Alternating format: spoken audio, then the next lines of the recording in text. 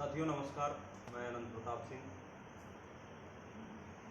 आप सभी को जैसा कि कल परीक्षा नियामक की तरफ से एक डेट शीट जारी की गई है, तो बैक प्रशिक्षुओं के लिए क्या निर्देश था, वो जो परिणाम आया, एक तरीके से कल से पूरा दिमाग अपसेट है। धरना किया गया, क्या हम लोगों ने मांगे रखी थी SCRT महोदय की तरफ से, निदेशक से। उन्होंने कहा था कि सचिव महोदय बुलाएंगे, मीटिंग होगी, लेकिन उसका जो परिणाम निकला वो देखा जाए तो ये उम्मीदें नहीं थी कि ये चीज़ होगा। कल से इतने सारे फ़ोन कॉल्स, प्रशिक्षु इतना परेशान है, सारी चीज़ें हम बहुत अच्छी तरीके से, उतना दर्द तो नहीं समझ सकता हूँ, लेकिन फिर भी बता दूँ लड़के किस प्रकार से परेशान हैं। मेरे पास फ़ोन करते हैं, अपनी समस्या बताते हैं। कोई कहता है अब मैं क्या बताऊँ, आप सबसे बीच बयां नहीं कर पा रहा हूँ, लेकिन फिर भी मैं उनसे कुछ कहना चाहूँगा। साथियों, अभी हम हारे नहीं हैं। आप लोग प्लीज़ कोई ऐसा काम मत करिएगा जिससे आपके घर परिवार, माँ बाप, भाई बहन, कुछ उन लोगों को दिक्कत आए। प्लीज़ आप सभी से रिक्वेस्ट है, धैर्य रखिएगा। हम लोग रणनीति बना रहे हैं, अभी आगे क्या हो सकता है सारी जानकारी इसी लाइव के माध्यम से आपको बताने जा रहे हैं। और हमारे साथ अंकित पटेल जी जुड़े हुए हैं। नमस्कार साथियों। सत्येंद्र सिंह सीटू भैया जुड़े हैं। नमस्कार मित्रों। कल का दिन समस्त बैच प्रशिक्षु, चाहे वो 17 बैच का रहा हो, 18 बैच का रहा हो, बहुत ही उतार चढ़ाव का रहा। सुबह से ही बहुत सारी आशाएं, बहुत सारे जो है लोगों को भरोसा था कि हम लोगों के पक्ष में सचिव जी और निदेशक जी मिलकर कुछ निर्णायक फैसले लेंगे जो आपके हित में होंगे। ऐसी आशा के साथ कल के दिन की शुरुआत हुई, मीटिंग शुरू हुई। शुरुआत में कुछ लोग वहाँ पे थे जिन्होंने जानकारी दी कि जो है 18 बैच और 17 बैच के जो भी प्रशिक्षु थे उनको तृतीय सेमेस्टर में प्रोन्नत किया जाएगा और चतुर्थ सेमेस्टर में साथ में परीक्षाएं होंगी। ऐसी अफवाहें स्टार्टिंग में फैलाई गई, ठीक है। फिर कुछ समय चलता रहा, बहुत सारे लोग कहें कि जीत हो गई है, ऐसा है वैसा है, तमाम तरह की चीज़ें चली। उसके बाद फिर अचानक से डेट शीट जारी हो गई। डेट शीट तो हालांकि 28 तारीख को ही पब्लिश हो गई थी, लेकिन ऑफिशियल जारी जो किया गया है, जो वायरल हुआ है, वो कल की डेट में हुआ है, ठीक। तो डेट शीट को लेकर भी बहुत सारे विवाद थे। डेट शीट में जो सबसे बड़ी समस्या लोगों को आ रही है कि उसमें तृतीय सेमेस्टर के एग्ज़ाम समस्त बैच प्रशिक्षुओं को देने के लिए ऐसा उसमें दिख रहा है। आप लोग भी देख रहे होंगे। बहुत सारे बच्चे, जैसे कुछ लोगों ने फ़ोन किया मुझे, उनकी समस्या ये थी कि 17 बैच के थे, सेमेस्टर बैक उनका लगा।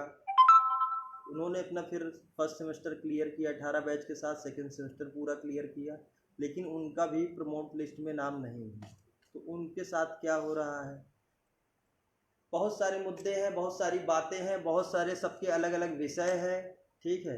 कल से मैं जान रहा हूँ कि सभी लोग मानसिक रूप से बहुत ही ज़्यादा परेशान हैं, ठीक। तो आप लोगों से ये कहना चाहूँगा कि सब लोग परेशान बिल्कुल मत होइए, क्योंकि अगर परेशान होने से किसी चीज़ का हल निकलता तो आपके साथ हम लोग भी परेशान होने बैठ जाते हैं। परेशान होने से सिर्फ और सिर्फ आपके और घर वाले दोनों लोगों के लिए समस्याएं पैदा होंगी। इसलिए इस समय हिम्मत से काम लेने का समय है। अपने आप को धैर्यवान बनाइए, क्योंकि अभी आप पूरी तरीके से नहीं हारे हैं। एक प्रयास था, असफल हुआ, मैं मानता हूँ कि अधिकारियों ने पूरी तरीके से तानाशाही दिखाई है। जितनी भी हम लोगों की मांगे रखी गई थी, प्रेयर रखी गई थी अपने तरफ से, उन्होंने बिना किसी प्रशिक्षु के हित के बारे में सोचते हुए, अपनी तानाशाही रवैये को दिखाते हुए जो भी फैसले लिए हैं, इनकी कड़ी शब्दों में मैं बोल रहा हूँ, कड़ी शब्दों में निंदा करता हूँ। ऐसा करना कहीं से भी 18 बैच या 17 बैच या किसी भी बैच के प्रशिक्षु हों जिनके बैक लगे थे एक किसी सेमेस्टर में एक सब्जेक्ट में, तो इसका मतलब ये नहीं है कि वो किसी से पढ़ाई में कमज़ोर था या किसी भी चीज़। बहुत सारी समस्याएं आ जाती हैं, कभी कभी आप पेपर अच्छा लिख के भी आते हैं, एग्जामिनर सही नहीं मिलता, उसकी वजह से भी बैक लग जाती है, बहुत सारी चीज़ें होती हैं। उसका मतलब ये नहीं कि आपका सत्र ही लेट कर दिया जाएगा, आपको अगली आगामी परीक्षाओं से वंचित कर दिया जाएगा। ये सब सारी चीज़ें हैं। पहली बात तो एक चीज़ आपसे बताना चाहूँगा कि सभी लोग जिस जिस जिले से हैं मुझे देख रहे हैं, एक काम फर्स्ट ऑफ ऑल करिए कि जो भी आप लोगों ने ग्रुप का निर्माण किया है उनमें सबसे पहले एक काम करिए कि सिर्फ और सिर्फ उनमें बैक प्रशिक्षु ही रहे। कोई भी ऐसा लड़का ना रहे या कोई भी ऐसा छात्र ना रहे, ना ही कोई भी ऐसा नेता रहे कि जो उसमें पास वाला हो। जितने लोग रहें सिर्फ और सिर्फ बैक वाले रहें, क्योंकि बैक वाले ही बैक वालों का समर्थन करेंगे पूरे दिल से, पूरे अपने जो भी उनकी सक्षमताएं हैं उसके हिसाब से। ठीक है, तो पहले काम तो ये करें। और जिलेवार कोई भी लड़का एक फ्रंट में आके हर जिले से अपना जितने भी बैक साथी हैं उनको एक प्लेटफॉर्म पे लाने की कोशिश करें। अभी फ़िलहाल ये करिए। और हम लोग शासन स्तर पर प्रयासरत हैं माननीय दिनेश शर्मा जी से और बेसिक शिक्षा मंत्री सतीश द्विवेदी जी से और उप मुख्यमंत्री केशव प्रसाद मौर्य जी से, तीनों जगह मैंने अपनी एप्लीकेशन डाल दी है पर्सनल मीटिंग के लिए। जल्द ही उनसे अपॉइंटमेंट मिल जाएगा और इस मुद्दे पर मैंने समस्त क्या क्या दिक्कतें हैं, कहाँ कहाँ खामियां हैं, कहाँ किसकी गलती है, कहाँ परीक्षा नियामक की गलती है, कहाँ SCRT की गलती है, पूरा एक डाटाबेस तैयार कर लिया है पूरी रणनीति के साथ। अभी आप लोगों के सामने उसको साझा नहीं किया जा सकता है क्योंकि आप लोगों को पता है कि बहुत सारे लोग ऐसे भी हैं कि जो चाहते हैं कि आप लोगों का ये जो समस्या है इसका निवारण ना हो, क्योंकि उनके दिमाग में ये डर बैठा हुआ है कि अगर आप लोग भी चतुर्थ सेमेस्टर एग्जाम में शामिल हो गए तो अगली आगामी भर्ती में ये 80,000 प्रशिक्षु भी प्रतिभाग करेंगे। तो मैं ये बता देना चाहता हूँ कि आप कौन होते हैं डिसाइड करने वाले कि आगामी भर्ती में कौन शामिल होगा कौन नहीं शामिल होगा। अगर इस तुष्टीकरण की राजनीति करना है तो मैं सभी उन संगठन चलाने वालों से या सभी ऐसी सोच रखने वालों से खुले शब्दों में कहना चाहता हूं कि आज इनके साथ ऐसा हो रहा है, कल को ना हो सके 4th सेमेस्टर का आप एग्जाम देने जा रहे हैं, आपके साथ यही समस्या हो जाएगी तो क्या आप अपने लिए भी यही सोचेंगे? आपका साथ उस वक्त कौन देगा? अगर आज इन बैक प्रशिक्षुओं के साथ खड़े होने के लिए इतने सारे संगठनों का निर्माण था, इतने सारे नेता थे, कहने के लिए फेसबुक पर व्हाट्सएप पर हर जगह बहुत बड़े बड़े दावे करते हैं, लेकिन आज जब इन बैक प्रशिक्षुओं की बात करने की बात आती है तो कुछ गिने चुने चंद लोग दिखाई देते हैं। तो सभी से मेरा हाथ जोड़कर निवेदन है कि अगर आप लोग चाहेंगे और तभी कुछ हो पाएगा, क्योंकि ये आपकी लड़ाई है, इसमें आप लोगों की एकजुटता बहुत ही ज़रूरी है।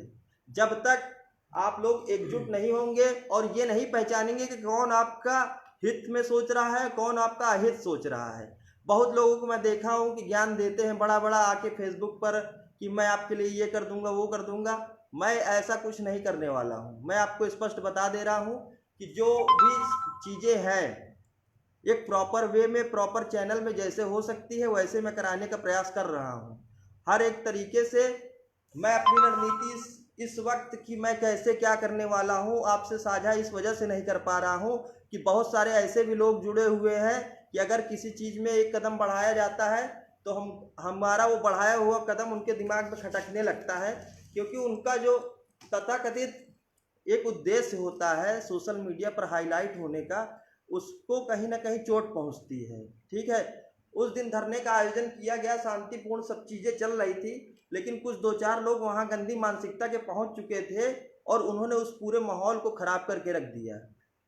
अगर ऐसा नहीं होता तो शायद कुछ बेहतर परिणाम होता, लेकिन वहां जब बात रखने की बात आई तो अलग अलग लोग अलग अलग तरीके से अपनी बात रख रहे थे। स्पष्ट ही नहीं, कुछ अधिकारियों को ही लगा कि इनमें कोई एकजुटता ही नहीं है। एक यार आप गए थे वहाँ, सबको पता था। हम लोग क्या ऐसे आह्वान किए थे, क्या हमको नहीं पता था कि आपकी क्या क्या समस्याएं हैं? ये जरूरी था कि आप जब अपनी समस्या खुद बताते तभी लोगों को पता चल पाता, उनको पता चल पाता। वहाँ देख रहे थे एक भेड़ बकरी जैसा माहौल तैयार हो गया था उस वक्त। मुझे देख के बहुत ही मतलब अजीब लग रहा था कि हम सब आगे आने वाले आगामी जो है भावी शिक्षक हैं। शिक्षकों का तो ऐसा व्यवहार कभी नहीं मैंने देखा। शिक्षक का जो नेचर होता है उस हिसाब से ट्रीट करना चाहिए। वहाँ आपके सामने 3-3 आईपीएस अधिकारी खड़े थे, ठीक है, डायरेक्टर थे, उनके सामने ये बिहेवियर कहीं ना कहीं उनके नज़रों में गया होगा, जो आपका मैसेज गया होगा वो गलत पहुंचा।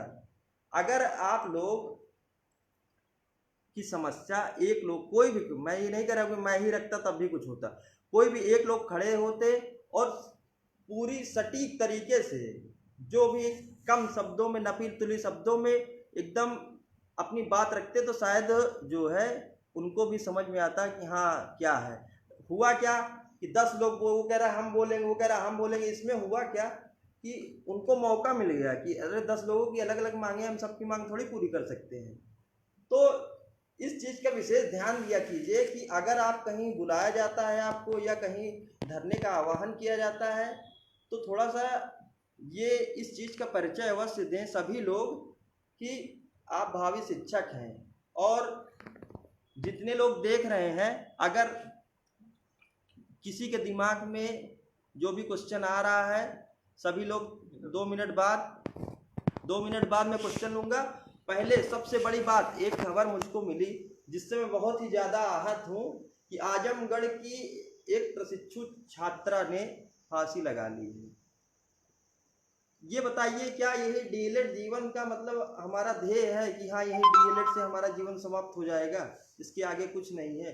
एक सेमेस्टर की परीक्षा से अगर आपको अभी पूरी तरीके से तो वंचित कर नहीं दिया गया है, अभी 1 महीने का पूरा पर्याप्त समय है। मैं बोल रहा हूँ आप सभी का सहयोग रहेगा तो जिस हद तक लड़ने के लिए मुझे संघर्ष करना पड़ेगा, किसी भी रास्ते से, प्रॉपर चैनल से, शासन स्तर पर, हर तरीके से मैं प्रेशर बना रहा हूँ, प्रयास कर रहा हूँ। लेकिन इस वक्त सबसे जो बड़ी ज़रूरत है, आपको धैर्यवान बनने की ज़रूरत है। जल्दबाजी में कोई भी आपका गलत लिया हुआ निर्णय, कल को आपके जो घर वाले आपसे आशाएं लगाए हुए हैं, तो आज आप एक बार मान लीजिए एक सेमेस्टर की परीक्षा से वंचित हो रहे हैं, लेकिन अगर आपने कोई गलत कदम उठा लिया तो जिन्होंने आपको पाल पोस कर इतना बड़ा किया है, उनको आपसे बहुत सारी आशाएं हैं, और उनकी सारी आशाओं को एक झटके में मत खत्म करिए। इसलिए सभी से हाथ जोड़कर निवेदन है, इस संकट की घड़ी में, इस जो भी इस वक्त चल रहा है माहौल, इस माहौल को बहुत ही धैर्यवान तरीके से सभी लोग बहुत धैर्यवान बनिए। बस इससे ज़्यादा कुछ नहीं कह सकता हूँ। दुख है, आपको भी दुख है, हम भी महसूस कर रहे हैं कि जिसके साथ होता है वही उस चीज़ को समझ सकता है। लेकिन कहीं ना कहीं उस लेवल पे जाके मैं भी सोच रहा हूँ कि मानसिक रूप से बहुत ही ज़्यादा दिक्कत में है आप लोग, ठीक है। लेकिन धैर्यवान बनिए, साहस रखिए, कुछ ना कुछ जरूर ही बेहतर होगा जल्द से जल्द। साथियों, मैं 18 बैच अनंत प्रताप सिंह। आप लोगों ने मैंने क्या किया है वो सब आप लोग जानते ही होंगे, बताने का वो नहीं मेरा। बस ये कहना चाहूँगा, इस संकट की घड़ी में एक तरीके से देखिए, मेरा 18 बैच का जो लाखों का परिवार था वो एक तरीके से आधे के रूप में बट रहा है 2 टुकड़ों में। तो इस समय मुझे क्या डिसीजन, एक मान लीजिए मैं नेतृत्व कर रहा हूँ, तो मेरा ये दायित्व तो नहीं बनता है कि मैं बैक वाले साथियों को यहीं पे छोड़ दूँ जो पास हैं उनके साथ, क्योंकि मैं भी पास हूँ। मैं देखिए, मैं ये कहना चाहूँगा सभी साथियों से जो पास हैं, जो फेल हैं, दोनों से कहें हैं कि देखिए, इस समय जो चल रहा है, आप पास हैं ठीक है, प्रमोट हो गए हैं हम लोग, लेकिन जिन साथियों का बैक है उनको मैं सभी से संदेश देना चाहूँगा कि मैं उनका साथ नहीं छोड़ सकता हूँ।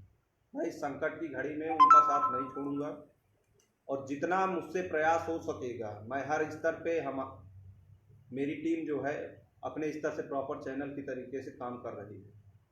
शिक्षा मंत्री, माननीय मुख्यमंत्री, उप मुख्यमंत्री तीनों से अपॉइंटमेंट लिया गया है। और हमारे यहाँ के बहुत ही सक्रिय विधायक हैं जुझारू, जो मतलब हमारी बात को बहुत अच्छी तरीके से, मतलब देखा जाए तो माननीय शिक्षा मंत्री से उनका अच्छे लगाव है। तो हम लोग अभी उनके बीच भी बात भी हो गई है और अभी उनके पास भी जा रहे हैं। वो हमारी बात को जो है पहुंचाएंगे। तो बैटरी कम हो गई है, तो बैटरी डिस्चार्ज हो रही है। तो कुछ कम शब्दों में ये कहूँगा कि हम लोग अपनी लड़ाई ऊपर पूरी कर रहे हैं। आपसे निवेदन है सभी बाइक साथियों तक हमारी बात पहुंचाइएगा, क्योंकि इस समय बहुत तनाव में है साथियों। देख लीजिए अभी भी फोन आ रहे हैं, तो उनसे निवेदन है। अंकित पटेल कुछ कम शब्दों में कहेंगे। नमस्कार साथियों,